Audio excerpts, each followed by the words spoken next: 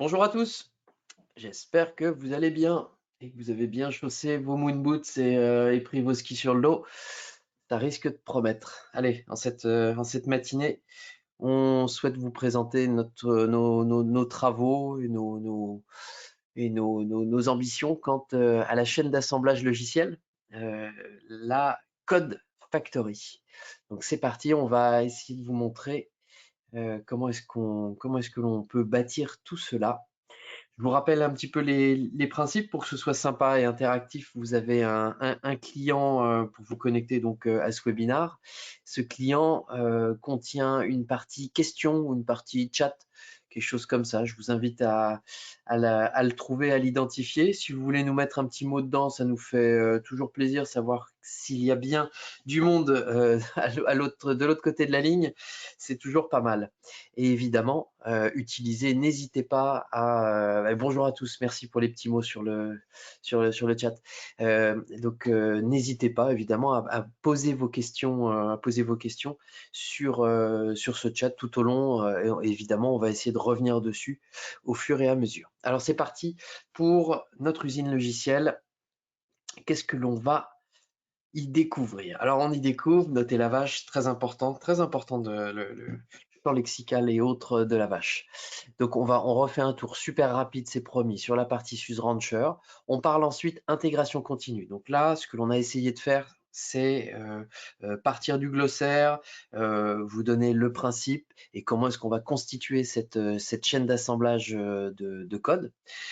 Et la partie je peux peut-être l'anticiper, est la partie la plus excitante pour l'audience, à savoir une partie de démo. On va vraiment vous montrer la chaîne d'assemblage que l'on aura créée durant la construction de ce webinaire.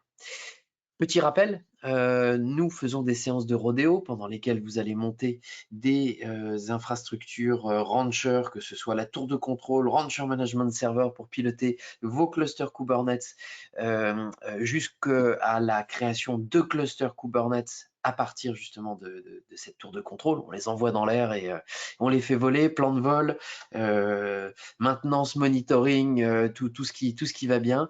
Évidemment, on va jouer avec des applications.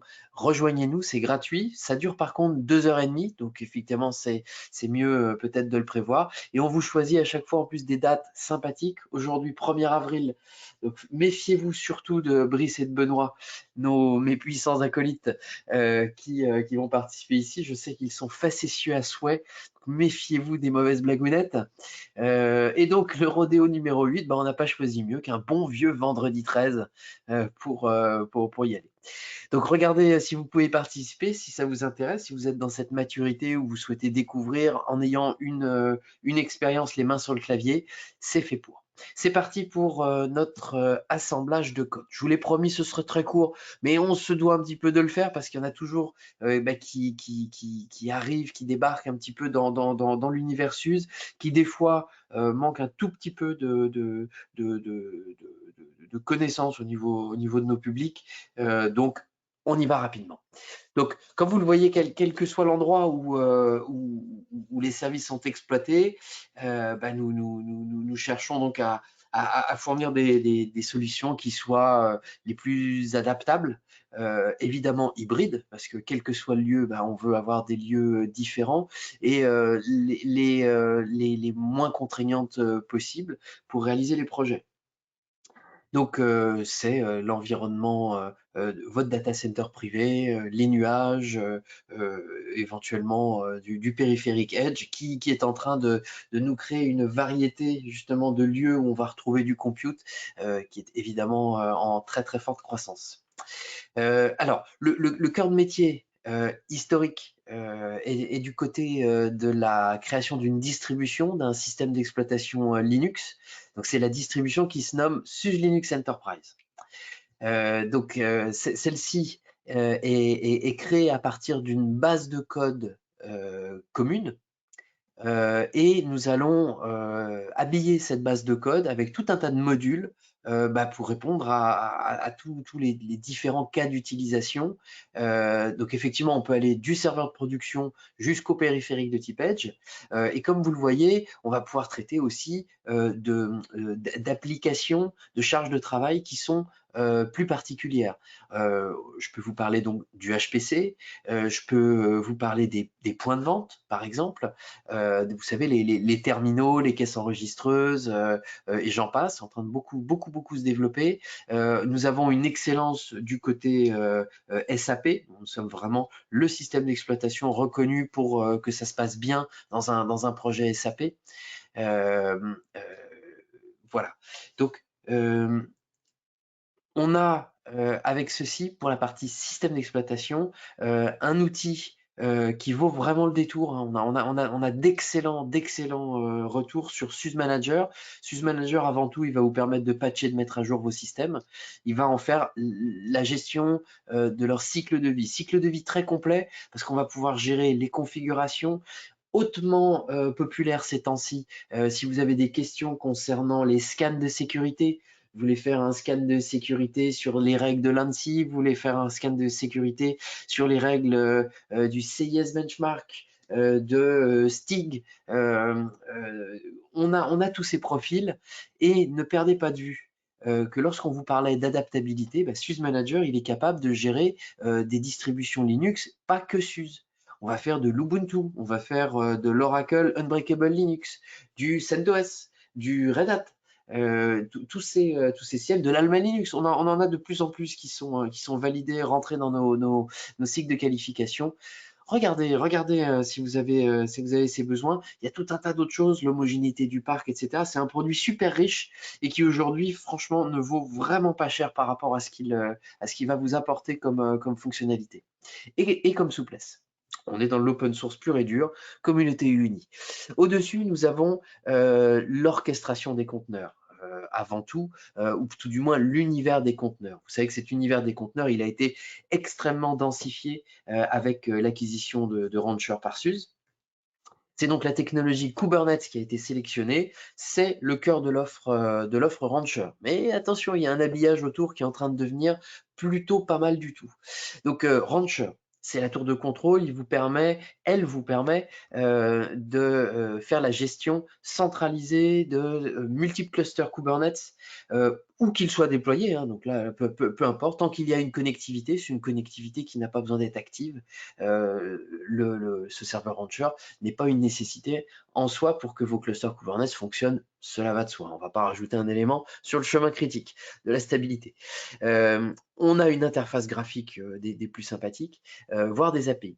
Ensuite, on a le moteur Kubernetes, RKE. Donc ça, c'est un moteur qui est maintenu supporté par nos soins, par nos équipes d'ingénieurs, Rancher Kubernetes Engine.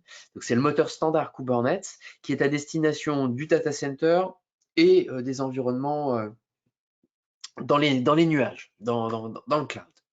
Ensuite, on a un autre moteur qui est fait pour la légèreté. La légèreté de consommation de ressources, il s'appelle K3S. Il est hautement populaire, c'est encore une fois une distribution Kubernetes qui est allégée et son objectif c'est de remplir des missions plus de type Edge avec des ressources limitées. Mais on peut le trouver autant sur ce qu'on appelle le far edge, donc c'est vraiment les périphériques, on est très proche du dispositif qui capture les données, mais on va aussi retrouver du K3S dans ce qu'on appelle le near edge. Le near edge, c'est finalement assez proche du data center, voire on a certains projets qui comptent utiliser K3S au sein même du data center. Pour revenir dessus. On a Longhorn, c'est donc une offre de stockage distribué qui est vraiment pensée pour la simplicité de mise en œuvre. À la base, Longhorn a été développé pour que les développeurs eux-mêmes puissent se mettre à disposition un système de stockage sécurisé en mode autonome, de manière complètement autonome. Donc c'est un petit chart Helm que vous avez à installer. C'est extrêmement simple. Enfin, on a Harvester. Alors Harvester, on va revenir dessus. On va vous rajouter des dates là pour reparler d'Harvester. On va retenter.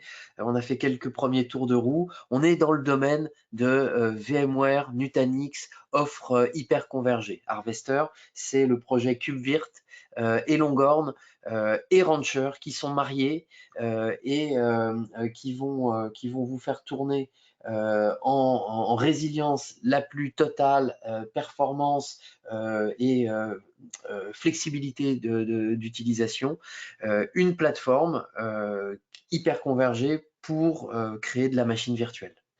Et donc, l'organe de stabilité, de résilience, c'est Kubernetes qui l'apporte. Et donc, Kubernetes va piloter des ressources KVM.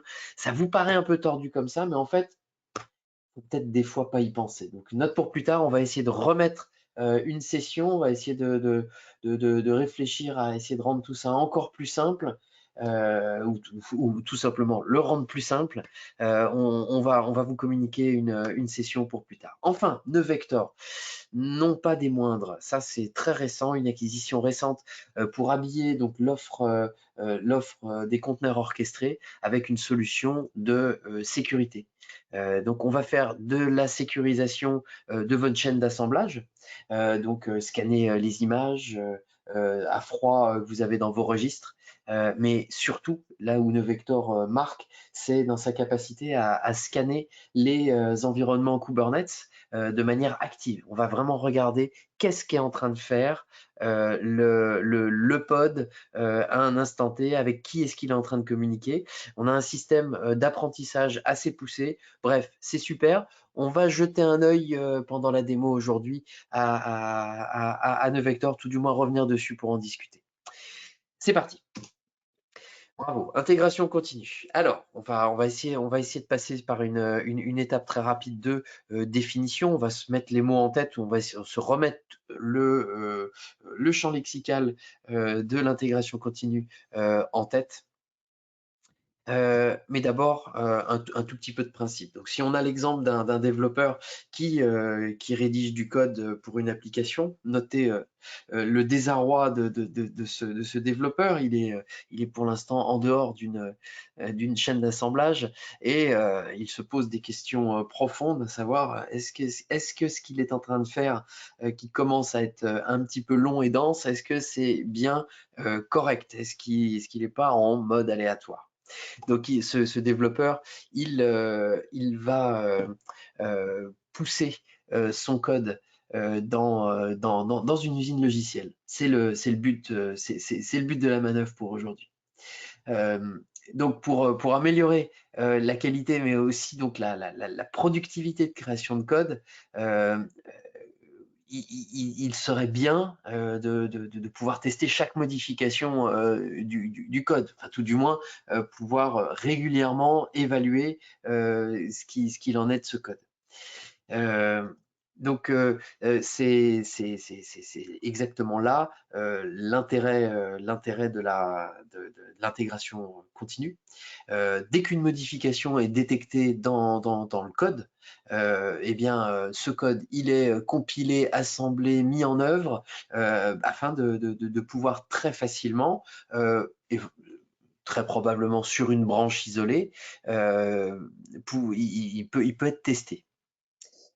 Donc la notion de test est très importante. Donc ce développeur est évidemment ravi de pouvoir, lorsqu'il a décidé qu'une itération était terminée, tout de suite aller regarder sans attendre trop que tout va pour le mieux dans le meilleur des mondes. Donc on a un développement qui devient beaucoup plus fluide et fiable. On est bien dans une chaîne où on est capable de vraiment tester en continu. Évidemment, à chaque itération de code, eh ben le processus est répété. Donc, aujourd'hui, c'est notre objectif, c'est vous montrer comment est-ce qu'on peut plutôt facilement mettre en place cette chaîne d'assemblage. Waouh, pardon, ça y est, oh, la neige, dur. Allez, un petit peu de lexique. On est donc dans un univers, donc on a évidemment un vocabulaire. Donc regardons un petit peu ce à quoi on est confronté, les grands mots. On est confronté au dépôt de code. Donc, vous savez, les GitHub, les GitLab, tout ce qui est Git. Donc, le dépôt de code, c'est l'outil qui est utilisé pour stocker et donc gérer le code produit et donc avoir aussi la capacité de toucher toutes les différentes versions qui ont pu être propagées. C'est le composant qui est vraiment clé hein, pour une équipe de développeurs afin de faciliter les collaborations. On peut se poser la question, comment est-ce qu'on faisait avant quand on n'avait pas ce code qui pouvait être touché en commun à plusieurs mains? C'était forcément beaucoup plus compliqué. Deuxième élément qui est assez important, c'est la partie forge. Alors là, la partie forge, c'est un système qui est à même de compiler les images de conteneurs que vous allez modifier au fur et à mesure. Donc, ce sont les images dites de base des conteneurs. Le registre. Alors le registre, là aussi, on a un élément très important. On doit utiliser un registre afin de distribuer les images des conteneurs qui ont donc été compilés, assemblés par la forge. Donc sa toute première mission, c'est de stocker et de mettre à disposition, sous contrainte, évidemment, contrainte d'autorisation, des images de conteneurs. On a de plus en plus souvent accolé à ces registres des systèmes de sécurité pour, à minima, scanner les images à la recherche des vulnérabilités qui seraient connues afin de lever les drapeaux et de pouvoir les mettre à jour. Enfin, autre point essentiel, on a la nécessité de gérer un cycle de vie. Notre objectif étant de fournir, servir des applications à des utilisateurs. Donc on a besoin d'un système de mise à jour pour l'application et ses dépendances. Donc vous voyez ici les outils qui nous sont ô combien précieux. Helm, alors c'est avant tout lui que l'on va pas mal utiliser. Vous avez un autre exemple comme Customize pour nous aider justement dans cette gestion de cycle de vie applicative. On continue. Une représentation de ce qu'on va monter aujourd'hui. Oui, c'est un plan d'usine vu de haut. Note pour plus tard, on saura un jour mieux faire. À gauche, le code qui rentre. À droite, de la production, du service rendu à des utilisateurs. Alors, le but, c'est de regarder un petit peu plus dans le détail les différents composants de cette chaîne. On va retrouver du vocabulaire que l'on a vu juste avant. Donc on commence à gauche à partir du code qui est produit, poussé, promulgué à un instant T. Donc on est dans notre première section d'usine. Alors on passe la porte d'entrée et c'est parti. Donc le code est poussé vers un outil de gestion de code. Vous retrouvez là, on est sur un GitLab, là, ça pourrait être un GitHub, on l'a vu juste avant. Ou autre. Donc le code est poussé dans cet outil. Cet outil permet d'avoir les yeux de l'ensemble des collaborateurs qui sont rivés au même endroit à un instant T. On a un système de branches, etc. évidemment pour pas se marcher sur les pieds, que ce soit les pieds des différents cycles de votre production ou tout simplement les différents acteurs. Et autres tests. Donc la modification du code dans le cycle d'intégration continue va déclencher la mécanique. Donc on a par exemple Rancher qui va vous proposer de travailler en amont de cette chaîne d'assemblage. C'est pour ça qu'on vous l'a noté. Ça s'appelle Rancher Desktop. Ça va vous permettre de simuler des moteurs Kubernetes sur votre desktop alors que vous êtes en train de travailler, avant même peut-être justement de rentrer dans le cycle d'intégration continue. Note pour plus tard, c'est un produit relativement nouveau, mais qui visiblement plaît pas mal justement à tous les sites de développeurs. Cependant, le code a été évalué peut-être sur le desktop pour faire très simple, très efficace sous différentes versions. Et à un moment donné, on le pousse dans notre repo de code. Et là, il y a des actions qui sont prises pour justement lancer l'intégration continue au sein de notre environnement. Alors, une fois déclenché, donc on a l'assemblage qui débute par la reconstruction de l'image de base du futur conteneur qui va nous mettre à disposition l'application qui est développée, qui vient d'être modifiée par notre développeur. On a une machine qui est donc utilisée comme une forge. Donc c'est un OS standard avec juste les binaires pour compiler nos images de conteneurs. La spécificité ici, c'est qu'on est dans de l'automatisation. Donc, on a un pilotage de la forge avec un processus qui s'appelle, dans le cadre GitLab, un GitLab Runner. On a ensuite une image qui est donc finalisée, assemblée. Normalement, tout se passe pour le mieux dans le meilleur des mondes. Et donc, on doit la stocker dans un registre. Alors ici, nous avons sélectionné d'utiliser un registre qui s'appelle Arbor. Donc, c'est ce qui va contenir l'image qui a été créée. Alors, c'est plus ou moins une option. Autant vous le dire, ça tend vraiment vers le moins ces temps-ci. On a une demande qui est extrêmement importante là sur la partie sécurité, analyse de sécurité. Donc là, on a Nevector qui va venir avant tout scanner les images sur le système. Mais en fait, Nevector, et d'ailleurs, c'est une erreur de ma part, absolument, c'est une honte. Levez la main en l'air. Il faut que Nevector aussi ait un lien avec nos futurs workloads. Et je me rends compte que j'ai oublié.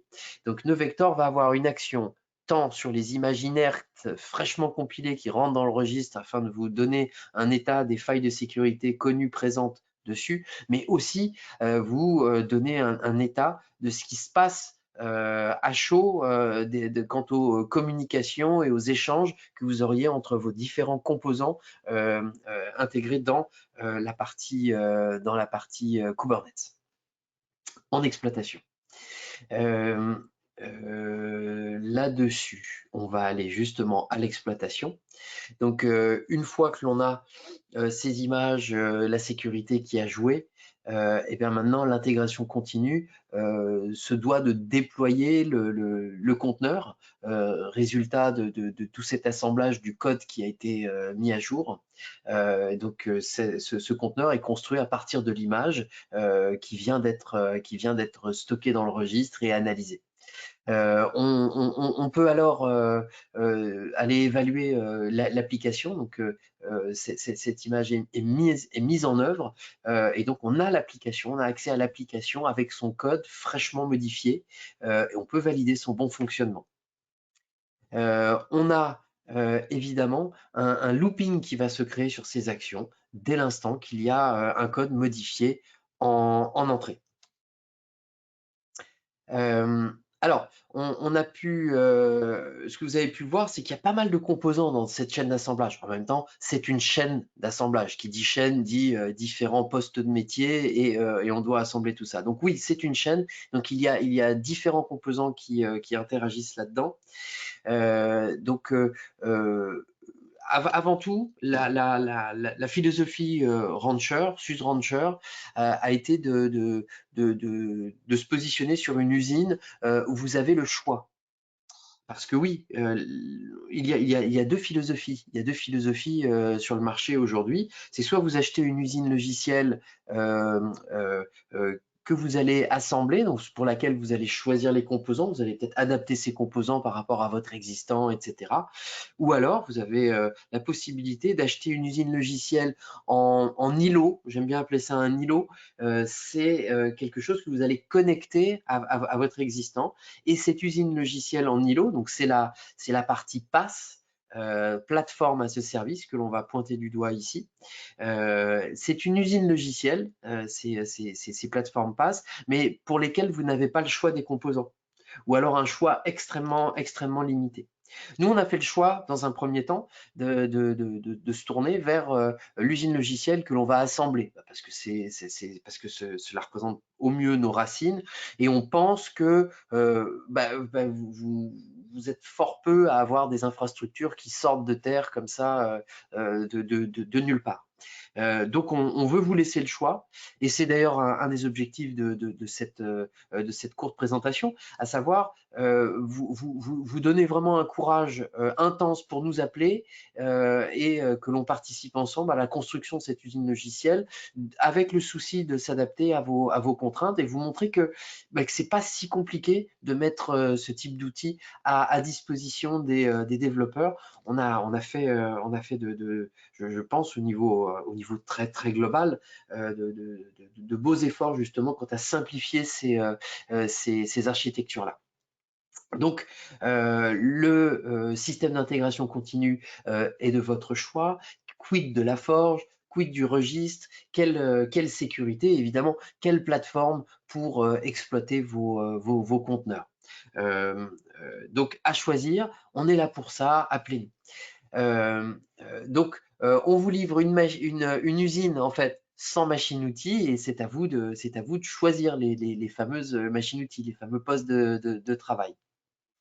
Donc ce que vous voyez ici, c'est une des raisons de cette quantité de partenaires avec qui on travaille de manière assez intime, assez proche. C'est parce que on sait très bien que pour utiliser notre technologie, finalement, il faut que l'on fonctionne correctement avec les partenaires, avec une portion des partenaires du marché. Donc, ceux que vous voyez à l'écran sont des partenaires privilégiés. Pour la partie de gauche, c'est le niveau 3, le support niveau 3. Donc, vous vous rappelez, niveau 1, je prends l'appel, niveau 2, je commence à résoudre, niveau 3, je suis dans la communauté et je suis capable d'agir sur le code produit par la communauté, éventuellement de l'influencer, éventuellement d'avoir des actions en tout cas rapides et de fond. Donc ce sont des employés SUS qui sont dans ces communautés. On vous garantit pour toute la colonne de gauche en vert que nous avons ces capacités à agir en niveau 3. Sur la partie de droite, vous allez retrouver de très nombreux, pour la plupart, acteurs très populaires, mais dont le code est fermé. Donc on ne peut pas les mettre avec notre promesse de niveau 3, parce que le niveau 3, on n'y a pas accès, on n'y a pas le droit.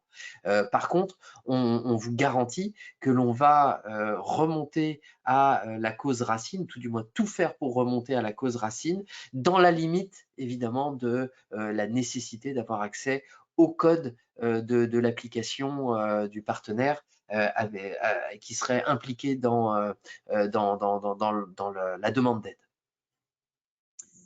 Alors, petit encart sur mes histoires d'usine logicielle, parce qu'évidemment, vous donner du choix et s'adapter, c'est sûr que c'est vraiment gagnant. Cependant, on a quand même un certain nombre de clients qui sont intéressés par l'approche PaaS, Platform as a Service. C'est donc l'usine qui est livrée cette fois avec des machines-outils pour lesquelles vous n'avez pas plus le choix que ça.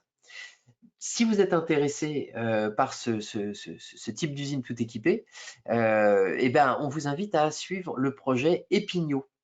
Epinio.io, epinio.io. Regardez un petit peu ce qui se passe autour de ce projet. C'est donc notre approche justement du PaaS qui est en cours de développement, incubé tel un projet. Donc ce n'est absolument pas un produit pour l'instant, mais vous aurez derrière Epinio le goût de ce que l'on est en train de réaliser pour répondre à cette histoire de passe. Je ne les ai pas plus présentés que ça, mais nous sommes extrêmement bien accompagnés aujourd'hui. Je vais passer la main pour rentrer dans la partie explication pratique à La superstar. Je le dis ce matin, Brice, profites-en, tu ne l'auras pas 36 fois. À notre superstar Brice, pour continuer à regarder. Cette fois avec plus de détails, on va parler, comme vous le voyez, architecture. Brice, je t'en prie, puis comme ça Exactement. tu peux te présenter. Je te donne la Ah main, bah, avec Brice, au plaisir. niveau de la Ah souris. oui, je veux bien. Comme ça, au moins, je peux cliquer partout. Tu peux bouger Donc bonjour à normalement la souris. tous. Ouais. Faisons un test. Est-ce qu'on voit une souris qui bouge? On voit une souris qui bouge. Eh oui, c'est ça l'automatisation. Euh, on va parler un peu plus en effet sur l'architecture, puisque Julien vous l'a dit, euh, le but d'une usine logicielle est tel qu'on le voit très souvent chez nos clients ou des partenaires, au-delà du pass qui fournit un seul bloc. Alors c'est un peu bizarre quand même de dire on fournit un seul bloc, on va faire du microservice. Euh, on préfère avoir ce multi-choix. Alors ces multi-choix, parfois ils sont un peu bizarres. Et puis surtout, on va rentrer un peu plus dans le technique, hein. Vous voyez que cette fois, on a la tour Eiffel, on a derrière un plan encore plus complexe que celui qu'on a vu avant, puisque on pourrait vous faire une démo de la chaîne d'automatisation. On clique, 3 minutes plus tard, on a une production, c'est fabuleux, on n'aurait rien appris. Donc là, ce qu'on avait voulu faire, c'est quand même descendre assez bas niveau. Et quand je dis assez bas niveau, c'est même vous parler de tout ce qui est interne et de ce dont vous allez avoir besoin. Parce que on est entre personnes qui connaissent bien l'IT, on a beau nous dire le numérique, le cloud, le nuage, le serverless, on sait tous que quelque part, il y a un morceau de parpaing qui tient un serveur avec du silicium et qui fait tourner du compute. Donc pour vous mettre en place dans cette architecture et de cette usine logicielle, il va falloir avoir des services. Alors ces services, soit les avoir chez vous, soit les avoir en as a service dans un cloud, mais de toute façon, vous allez en avoir besoin. Commençons de haut en bas. Première chose, il va falloir avoir quel accès vous avez. Donc accès à Internet si vous avez besoin de ressources Internet, ou alors accès euh, zéro. Parce qu'on peut se dire aussi comment on fait pour avoir zéro accès et avoir quelque chose en 100% AirCap. Deuxième chose, et les deux suivants sont très importants, c'est NTP et DNS. NTP et DNS, on les oublie souvent, mais si vous n'avez pas de synchronisation de temps, vous n'avez pas de cluster, et si vous n'avez pas de résolution de nom, vous n'avez pas de load balancing, et surtout vous n'avez aucune sécurité SSL. Donc là, c'est un no-go. Ensuite, tout ce qui va être load balancer, on va vouloir faire de la répartition de charge entre plusieurs clouds, pourquoi pas, évidemment des OS. Alors sur cette partie OS, on le voit au milieu là, Julien le disait, il faut être assez ouvert parce que il faut aller chercher l'innovation. Évidemment, si vous venez avec nous, on va vous présenter SLES, notre SUSE Enterprise Linux Server. Mais si vous avez déjà des connaissances et beaucoup de développeurs qui marchent sur Ubuntu, sur du CentOS, alors CentOS c'est un peu en fin de vie, on va plutôt parler de Rocky Linux ou même de la Red Hat, pas de problème. Ce qu'il faut bien se dire, c'est qu'il faut que votre usine logicielle, elle vous fasse gagner du temps. Donc, ne commencez pas à tout recréer, ayez bien en tête de récupérer des choses que vous connaissez et d'aller les construire ensemble. Le repo de code qui normalement existe déjà chez vous, si vos développeurs ont déjà commencé, là aussi, bien prendre quelque chose qu'ils maîtrisent. Nous, aujourd'hui, on va prendre GitLab, c'est le plus simple, et en plus, il a cette offre en ligne et hors ligne disponible chez vous. On revoit le registry, ça on en parlait tout à l'heure, Arbor qui est très puissant, un peu de stockage, base de données, et puis toute cette partie infrastructure. Vous avez très certainement du VMware chez vous, peut-être de l'Hyper-V. Encore une fois, on vous pousse à regarder Harvester, puisque grâce à Harvester, vous pourriez avoir toutes ces stacks de services en 100% open source et 100% libérés.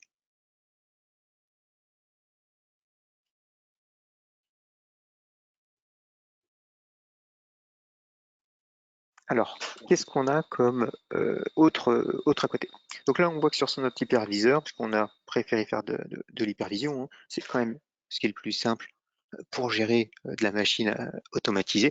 Et puis en plus, comme ça, que ce soit on-premise ou dans le cloud, on a le même genre de choses. Euh, on a créé quelques machines déjà principales.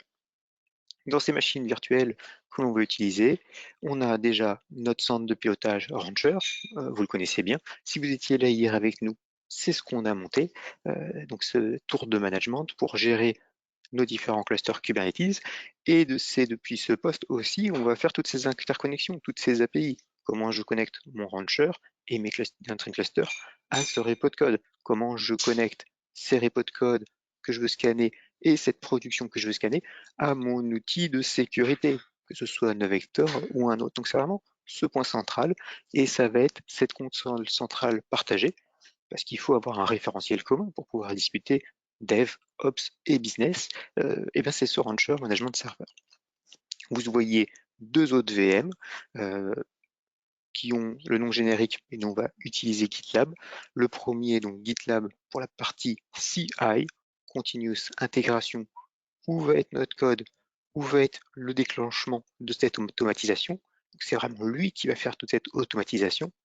Dans la partie démo, on va un petit peu la découper petit à petit et mettre un peu de manuel pour voir ce qui se passe. Mais au but final, c'est vraiment ce GitLab CI qui va faire toute cette automatisation à chaque fois qu'un développeur pousse du code. Parce que ce qu'il faut bien se dire, c'est sur cette partie CI, c'est pas elle qui va régler vos problèmes, c'est pas elle qui va régler vos erreurs de code. Par contre, par l'automatisation, c'est grâce à ça qu'on va s'en rendre compte plus rapidement qu'il y a des erreurs. Donc pouvoir plus en amont les régler. Et donc ce GitLab CI, il va avoir besoin de un ou plusieurs forges.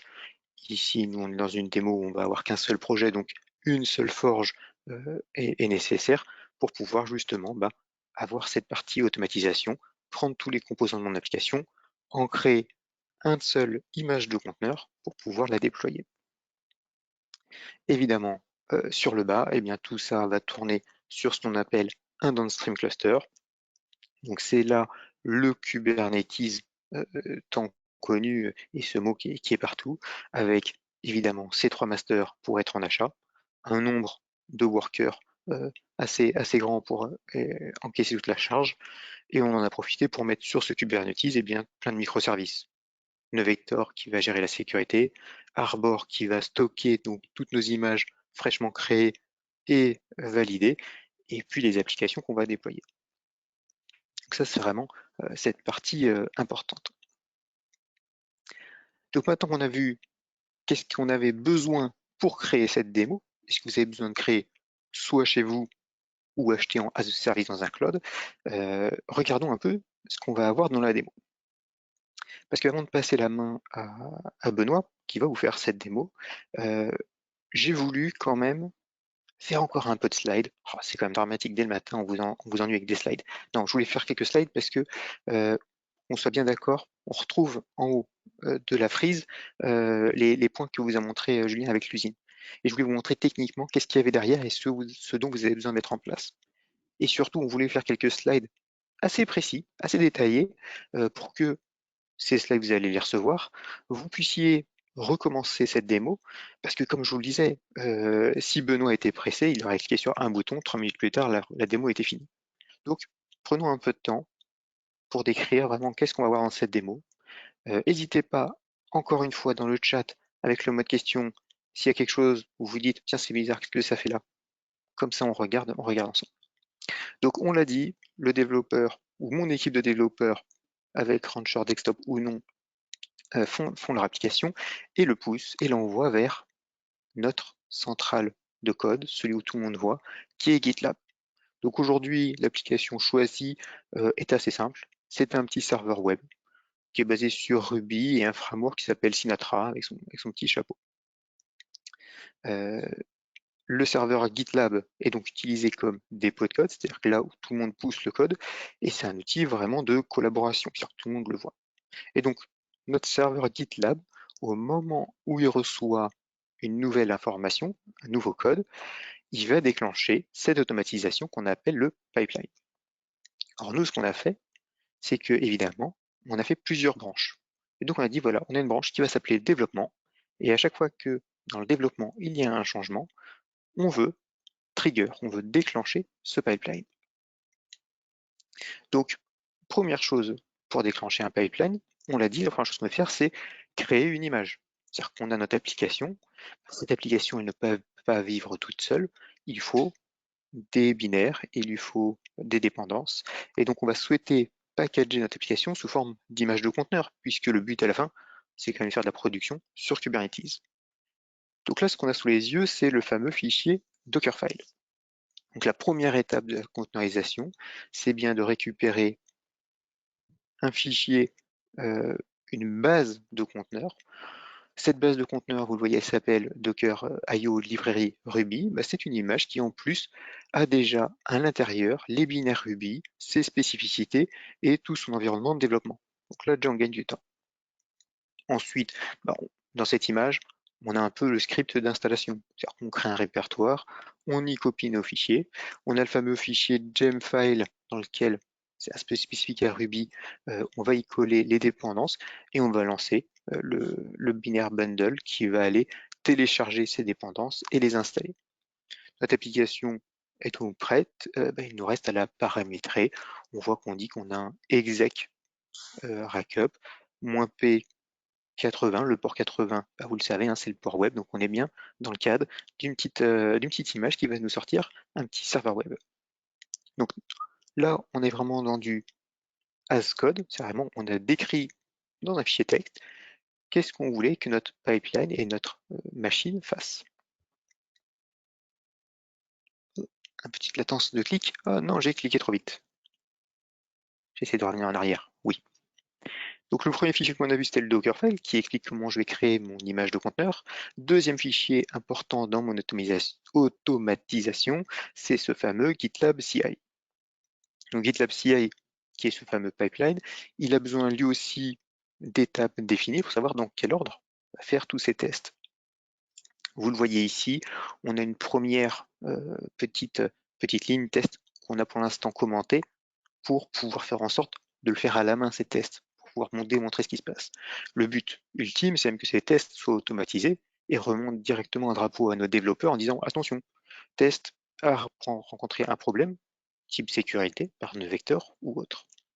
On a gardé pour l'instant trois phases qui ont été décrites dans ce fichier. La première phase, c'est la phase de cleanup. On va aller effacer tous les tests précédents, faire place nette. Deuxième phase, la phase de build, dans laquelle on va utiliser Podman. C'est cet outil qui va récupérer notre Dockerfile et générer notre image de conteneur pour que le code qu'on a fourni soit prêt à l'utilisation. Et enfin, une fois que ce code est compilé et packagé, cette phase deploy qui déploiera notre nouvelle application sur notre cluster Kubernetes.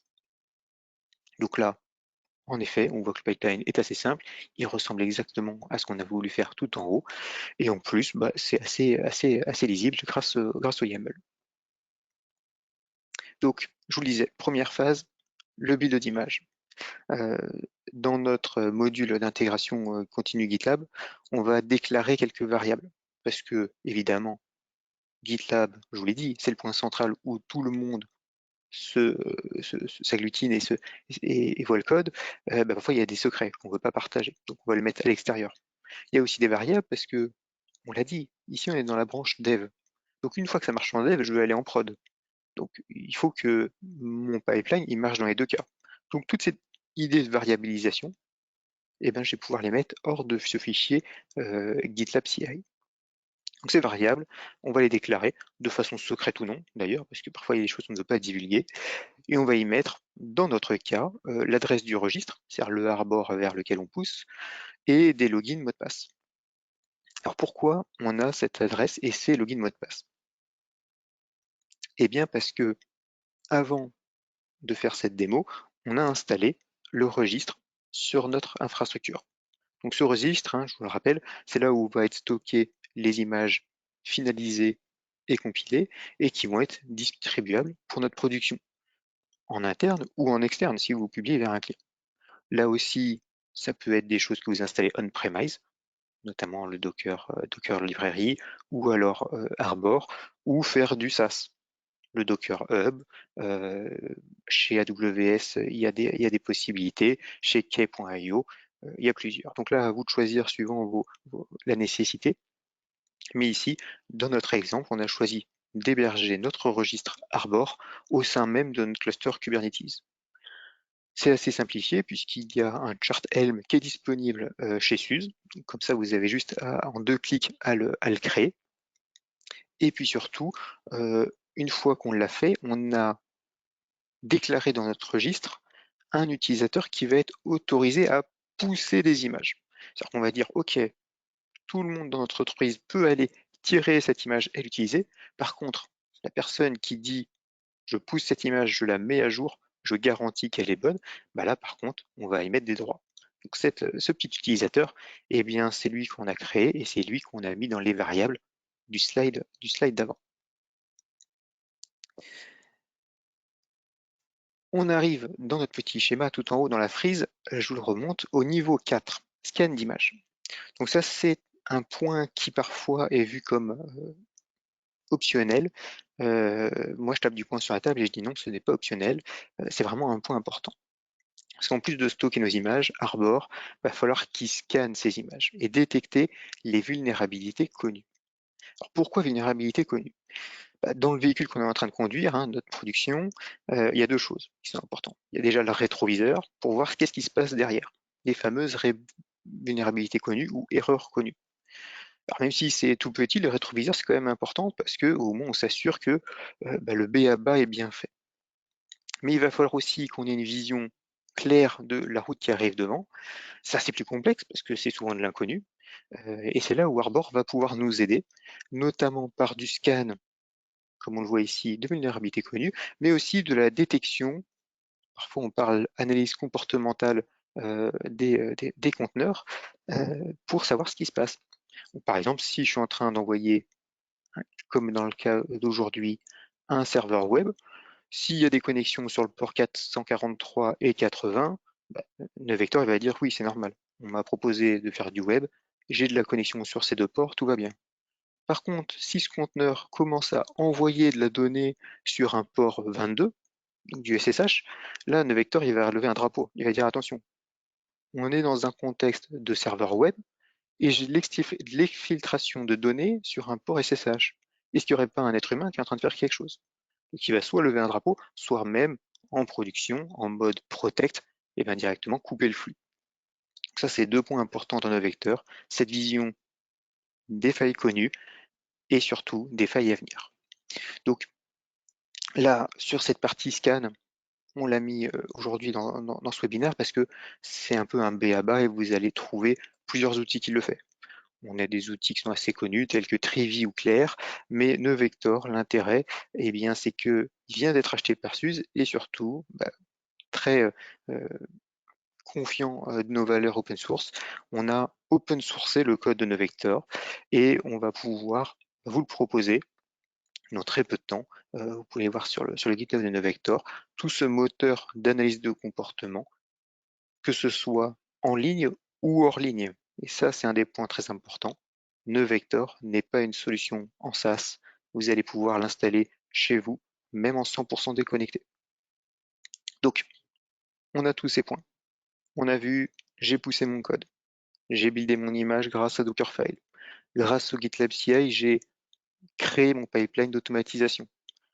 Automatisation qui m'a compilé mon image, qui l'a poussé dans Arbor, qui a déclenché un scan. La dernière partie, c'est enfin de pousser et déployer mon application. Donc pour déployer mon application, à l'instar de Arbor où on a créé un utilisateur pour dire qui avait le droit, eh bien dans Rancher, on va faire la même chose. On va aller dans Rancher, on va déclarer un utilisateur sur notre cluster en disant cet utilisateur, ce robot GitLab, il va avoir le droit de créer des nouvelles ressources, il va avoir aussi le droit de nettoyer, puisqu'on a vu qu'on avait une phase de cleanup, pour pouvoir exécuter différentes tâches. Donc là, on a l'interface web de Rancher, hop, on clique, et on donne ces informations aussi à GitLab, à l'instar des variables qu'on a émises, qui étaient liées au pipeline. Dans GitLab, il y a plusieurs intégrations, dont l'intégration avec Kubernetes. Donc c'est assez simple d'aller dire, voilà, pour ce projet, j'ai un cluster, et ce cluster, son API est à tel endroit. Voici le token d'authentification que m'a donné Rancher. J'ai juste à le copier-coller. Je download depuis l'interface Rancher et je crée cet utilisateur. Donc on déclare l'API et évidemment on met en mode protégé tous ce login et mot de passe pour que tout le monde n'y ait pas accès. Deuxième point qui est aussi une très bonne pratique, c'est de créer un namespace dédié sur notre cluster, c'est-à-dire un sous-ensemble logique dédié à cette application pour être sûr que bah voilà, on puisse ranger notre chambre à la fin ou tout détruire s'il s'est passé quelque chose d'incohérent.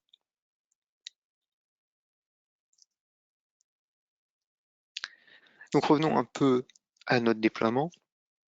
La dernière étape, je vous le disais, c'est le déploiement de notre application, cette fameuse étape deploy, qui va pour le coup utiliser Helm pour déployer notre application. On voit qu'on a un Helm install.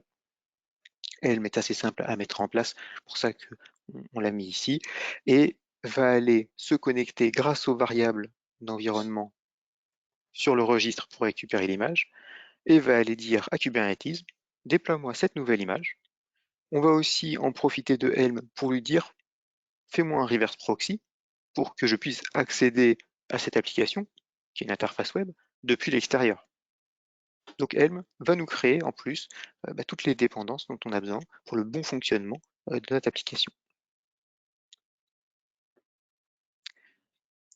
Je passe rapidement sur tout ce qui va se passer sur la petite fenêtre de gauche. Benoît va revenir de façon plus claire dessus, mais globalement, on va pouvoir consulter l'exécution de notre pipeline et suivre les différents tests qui sont faits, évidemment leur réussite ou leur échec, et donc pouvoir aller dedans, savoir qu'est-ce qui s'est passé, et puis, vous le voyez à droite, avoir le résultat, comme ça notre développeur ou la production peut voir les modifications, les conséquences qui en découlent. Donc, ces quelques slides étaient peut-être un peu chargés, mais au moins, on a vu tout le processus, tous les composants qu'on va avoir besoin, et maintenant, on va pouvoir partir en live pour regarder exactement à quoi ça ressemble. Benoît, êtes-vous là? Avez-vous fait Yes, si on chauffer m'entend. les navigateurs et on vous entend parfaitement? Parfait. Alors, attends, je vais me mettre présentateur. Hop, show my screen. Et vous allez me dire si vous voyez Oh, mon écran. parfait. C'est nickel. On voit votre écran. Parfait. Alors, on va commencer du début. Bien sûr, donc là, Brice nous a expliqué en détail, hein, c'était quand même assez détaillé tout ce qui se passait. Donc, je vais vous le montrer en direct, en live, comme ça, partir en live, j'aime bien cette expression. Euh, donc, c'est parti. Donc là, je suis sur un repository, sur un GitLab. Voilà. Mon repository, il a plusieurs branches. Et donc moi, je vais m'intéresser à ma branche de développement puisque je suis un petit développeur. Euh, pour vous montrer rapidement, donc on a parlé d'infrastructure de cluster Kubernetes. Donc là, j'ai un cluster Kubernetes qui est défini dans mon GitLab, voilà, avec mon domaine de base et puis des identifiants pour m'y connecter. On voit que je lui ai dit de faire un namespace par environnement et donc sur mon cluster Kubernetes, il se chargera de créer un namespace du nom de mon environnement pour y déployer après dans les étapes de déploiement mon application. Bien sûr, dans la partie settings CI/CD, j'ai également défini voilà, une tripotée de variables donc, qui vont donner les identifiants pour se connecter à mon registre. Alors pour changer un petit peu de ce qu'on avait fait la dernière fois, là, ce coup-là, on est parti sur du Docker Hub, donc pour vous montrer qu'on peut pousser et utiliser aussi bien un registre privé qu'un registre public. Revenons à mon application. Ma petite application, hein, comme on vous l'a dit, on a notre fameux GitLab CI qui va définir les différentes phases de mon pipeline. Donc là, mon pipeline, il fait 3 étapes, une étape de cleanup, une étape de build, une étape de déploiement. Donc une étape de cleanup, puisque en fait j'ai envie de nettoyer les déploiements qui auraient pu être faits précédemment. Donc là, par exemple, on voit que j'ai ma petite application qui tourne ici, voilà, avec un petit bouton où je peux la cracher, mais comme j'ai plusieurs instances de cette application dans mon déploiement, eh ben, il y en a toujours une qui est active. L'étape de build, donc voilà, l'étape de build assez classique, hein, on va builder le Dockerfile qui contient mon application, qui contient les paramètres pour construire cette application, et puis on va la pousser dans le registre. Après le déploiement, Brice vient vous le montrer, hein, c'est un déploiement via Helm assez classique. Si on revient donc sur le code de mon application, dans Standalone App, j'ai mon Dockerfile et donc on voit que mon application elle est assez simple, hein, c'est du Ruby. Je vais chercher l'image Docker Hub Ruby en version 2. Donc là, en fait, je ne m'embête pas à prendre une image avec, je sais pas, une image Ubuntu, une image Sless ou autre avec du code et il faut que j'installe Ruby dedans, il faut que je fasse tout ça. Je prends déjà une image qui a tout. Donc voilà, on pourrait utiliser bien sûr les base container images fournies par SUSE. Voilà, mais bon, le but c'est aussi de montrer un petit peu cette partie vulnérabilité et scan dans New Vector. Donc je préférais prendre une image du Docker Hub qui a beaucoup plus de chances, bien évidemment, d'être pleine de failles de sécurité. Donc le principe de tout ça, c'est que un pipeline, il va donc faire du cleanup, il va faire du build et il va pusher mon application. Il va se déployer, il va se déclencher quand je vais modifier du code.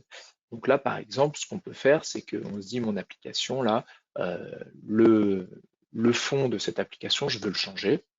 Donc où est-ce que ça se passe dans mon application? Eh ben, ça se passe dans les views. Voilà, j'ai un petit fichier layout et puis donc là, j'ai un background color que je vais modifier. Donc moi, j'aimais bien, par exemple, le jungle green, là, cette couleur-là. Et donc, voilà, vous utiliseriez bien évidemment dans la vraie vie votre éditeur de code préféré. Mais bon, pour plus de lisibilité, de clarté aujourd'hui, on fait ça directement depuis GitLab. Je veux dire que je vais changer le layout à jungle green parce qu'on aime bien le vert chez SUSE. Je commit mon code. Donc là, voilà, j'ai un nouveau commit dans la branche dev. Et en fait, si je vais voir dans mon pipeline, donc on voit que là, j'ai un pipeline qui s'est déclenché sur ce commit-là. Et donc là, par exemple, il est en train de faire la phase de cleanup. Donc la phase de cleanup, hein, si je ouvre dans un autre onglet, voilà, elle a fini, donc elle a désinstallé mon application. Donc là, si je fais F5 ici, voilà, on voit que je n'ai plus d'application. Après la phase de cleanup, on va avoir donc une phase de build. Cette phase de build, hein, on l'a dit, elle va aller me chercher Podman, elle va aller après construire à partir du Dockerfile une image qui contient mon application avec le commit que je viens de faire, et puis après elle va le pousser dans le registre. Donc là, le temps que ça télécharge tout ça depuis Internet, on a quelques petites minutes. Je voulais vous montrer. Donc en fait, moi je vais pousser sur le Docker Hub. Donc là, j'ai mon petit repo Docker Hub avec des images qui ont été poussées, qui ont à chaque fois un tag qui correspond au numéro de commit. Donc, on verra une fois qu'on va pousser notre image, le tag il correspondra au commit que j'ai fait dans GitLab. Et donc ces images qui sont ici, on va pouvoir les scanner avec New Vector, ou alors si on était dans Arbor, on aurait pu utiliser Trivy ou Claire. On a choisi d'utiliser New Vector aujourd'hui. Donc, New Vector, hein, rapidement, ça va vous permettre de scanner vos clusters Kubernetes. Donc déjà, si on peut regarder sur le cluster Kubernetes en lui-même, est-ce qu'il y a des soucis? Donc là, c'est un cluster Kubernetes qu'on a installé hier. C'est un RKE, je crois, ou RKE2, ça doit être RKE. Et donc, bah, il n'a pas de faille, hein, parce que voilà, il est à jour. On l'a installé sur des nœuds Red Hat. Donc là, pour le coup, on voit que nos nœuds Red Hat, ils sont pas forcément à jour, hein. Voilà, il y a plein de vulnérabilités. Donc là, j'ai accès à toutes les vulnérabilités, toutes les CVE qui sont sur mes nœuds. Et j'ai aussi une partie compliance où je vais pouvoir vérifier la compliance de mes nœuds avec voilà, certaines règles, par exemple, tout ce qui est le CIS benchmark. Mais après, si j'étais dans des environnements de carte de crédit ou quoi, on va pouvoir vérifier des choses comme PCI DSS ou d'autres normes. Et bien sûr, en fait, je vais pouvoir scanner mon registre. Donc là, on voit que j'ai ajouté ma registrée. Et donc, j'ai un petit bouton Start Scan ici. Donc là, voilà, je l'ai pas déclenché depuis hier, donc j'ai pour le moment que 2 images. Et donc là, il va scanner les images qu'il y a dans mon registre et il va me donner un rapport. Et puis après, je vais pouvoir aller un peu plus en détail. Ces scans, on peut bien sûr les automatiser, hein, voilà, les orchestrer, les planifier, et donc pour que ça scanne automatiquement. Là, je voulais pouvoir vous le montrer, donc je l'ai pas activé, mais, je, mais normalement, voilà, on scannera périodiquement notre registre et on voudra être alerté s'il y a des choses qui vont. Si je prends une des images que j'ai construites hier, on va voir qu'on peut descendre très en profondeur, on va dire, dans le scan de ces images et des différentes layers qui les composent. Donc là, on voit que j'ai pas mal de vulnérabilités hautes et de vulnérabilités médium. J'ai 20 hautes et 24 médium. Et en fait, je peux voir ces vulnérabilités, dans quel layer elles se trouvent et en fait, ce qui compose ces layers. Donc par exemple ici, euh, si je prends cette layer-là, on va en prendre une où il y en a moins, ce sera peut-être plus clair. Voilà, là, par exemple, il y a 4 vulnérabilités hautes, donc qui sont principalement sur des packages Perl. Et donc, on va pouvoir après dire à nos développeurs, bah, regarde, là, le dernier commit que tu as fait, tu as rajouté tel layer et il y a des failles de sécurité sur ce que tu viens d'ajouter. Bien sûr, nos images, on peut aussi vérifier la compliance de ce qu'on a mis dans les images. Alors, retournons dans mon pipeline. On voit qu'on a bien build, on s'est logué sur la registry, on a push, et donc là, job succeeded. Donc si je fais F5 ici, je rafraîchis, normalement, je devrais avoir une nouvelle image. Voilà, une nouvelle image qui a été poussée il y a 2 minutes par moi-même. Super. Et donc, le tag devrait correspondre au numéro de commit qu'on a fait. Si je retourne dans mon pipeline, hop, qui est passé. Donc là, on est arrivé jusqu'au bout. On voit qu'on a fait le cleanup, le build et le deploy qui est passé aussi. Et donc là, le deploy, assez simplement, il allait me chercher mon image dans le registre. Il a fait le Helm install. Et donc, il me dit que voilà, mon application, elle est déployée avec cette URL. Donc ça, c'est dans la phase de build. On avait dit hein, qu'on voulait utiliser une URL qui se construisait comme ça, le nom de la branche, point le domaine. Souvent, nous on fait ça pour le test, mais vous n'allez pas pousser sur un cluster Kubernetes que une application par branche, hein. Vous allez peut-être avoir plusieurs applications, donc souvent on mettra peut-être plutôt le nom de l'application, point la branche ou l'environnement avec le domaine derrière. Mais voilà, donc ça c'est adapté bien sûr en fonction de ce que vous voulez faire. Cette application a été poussée dans Kubernetes. Alors si on profite pour aller faire un petit tour dans Rancher, mon on-prem prod, là, mon petit cluster Kubernetes, il est là. Allons voir, donc là on voit que je suis dans mon namespace qui a été créé pour l'occasion. Hop, dans Workload, si je clique sur Workload, les déploiements, on voit que j'ai un déploiement qui a été fait il y a 3 minutes et qui comporte bien voilà, 2 pods avec mon application et on voit le numéro de commit et l'image qu'on a bien poussé ici. Cette application, voilà, elle est running, tout va bien et donc en fait si je rafraîchis ici, par la magie des internets, on voit que le background a changé et donc mais mon pipeline a fonctionné, hein, donc j'ai bien supprimé l'ancienne version de l'application, redéployé une version qui correspond au code que j'ai modifié et je vais pouvoir valider tout ça. Donc on voit bien la facilité avec laquelle on a pu suivre toutes les étapes donc, du build de cette application jusqu'au déploiement en passant par bien sûr le scan de toute cette partie sécurité. Et pour finir sur NewVector, donc là on voit voilà, que j'ai une nouvelle application qui est arrivée, pas une nouvelle image. Donc là, je pourrais rescanner pour avoir la dernière.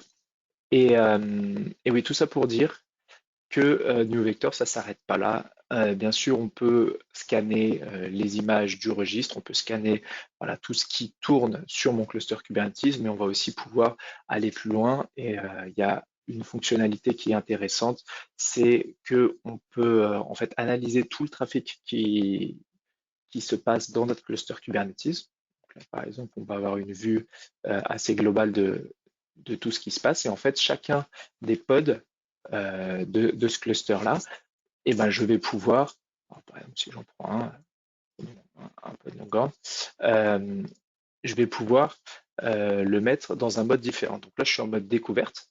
Donc ça veut dire qu'en fait, il va apprendre ce pod avec qui il parle, quel process tourne dans ce pod, etc.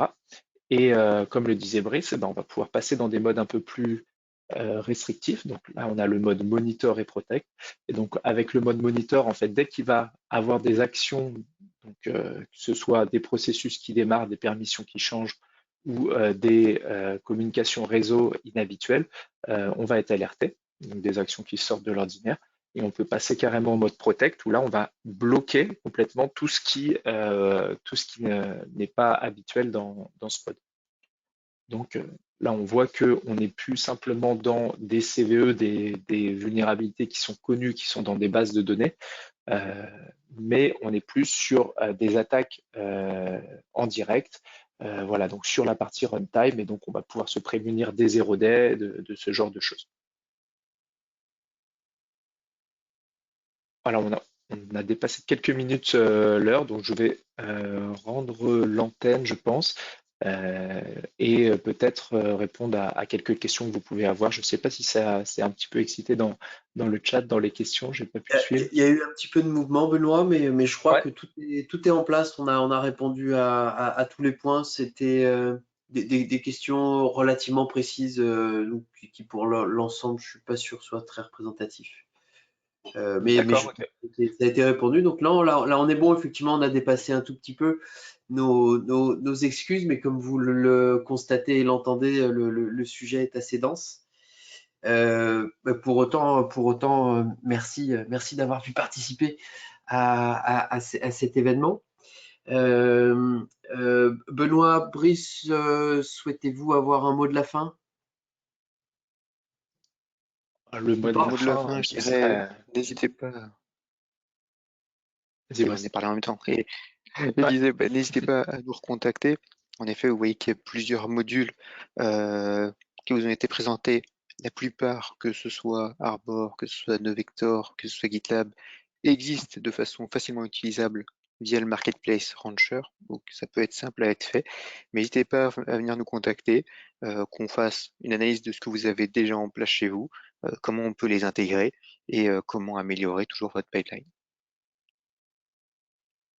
exactement. Merci à tous pour votre participation de ce jour. On continue, évidemment, on vous transfère les contenus qui ont été présentés à la suite de la réunion. Laissez-nous des fois une journée ou deux ou trois. Des fois, ça peut prendre un chouille plus de temps.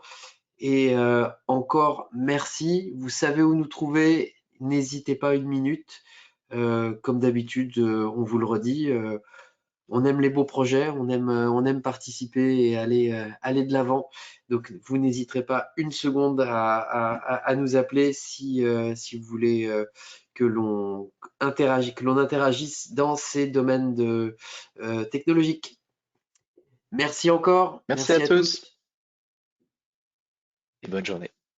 Bonne fin de journée.